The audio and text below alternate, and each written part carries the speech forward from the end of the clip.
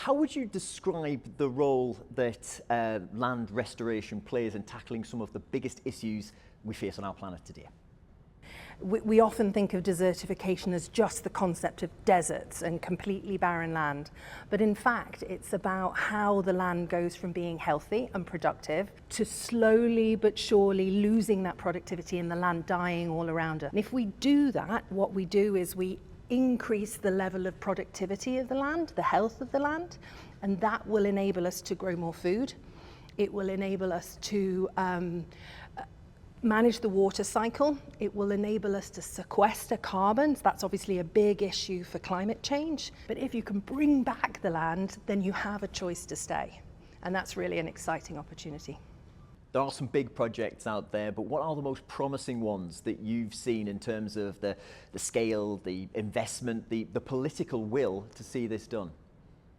For climate mitigation and sequestration, land has to be part of the discussion, and I think it increasingly is, and you are seeing that emerging from the large leader countries like China, which recognize that you have to get this right.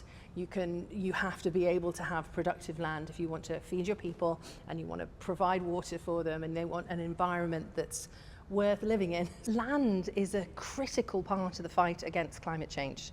At least a billion, probably 1.5 billion hectares of land out there has been degraded and has the potential to be brought back into health and productivity.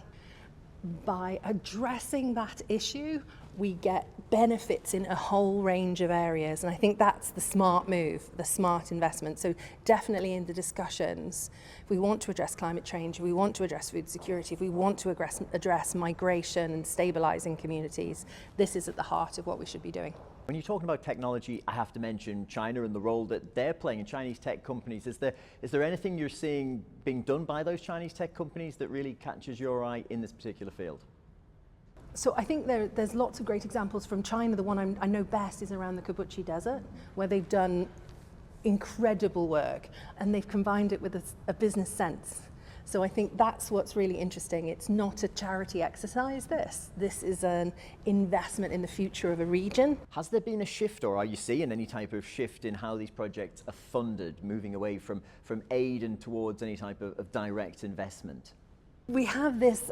We have our conference of the parties, and we had our last meeting in Riyadh in Saudi Arabia in December 2024.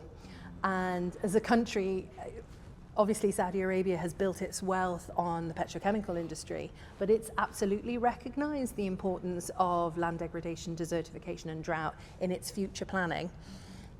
Saudi Arabia championed an initiative during its G20 presidency on land restoration. I think for somewhere like Saudi Arabia, that's a clear signal that this is an area I think they can have leadership in across the Middle East, but also globally.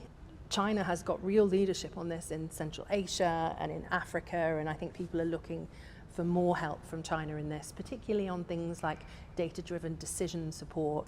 Everybody can do something, and by doing that, by letting nature flourish, by letting the land flourish, you're certainly helping the equation, not hurting it. So I'm positive that people will do something.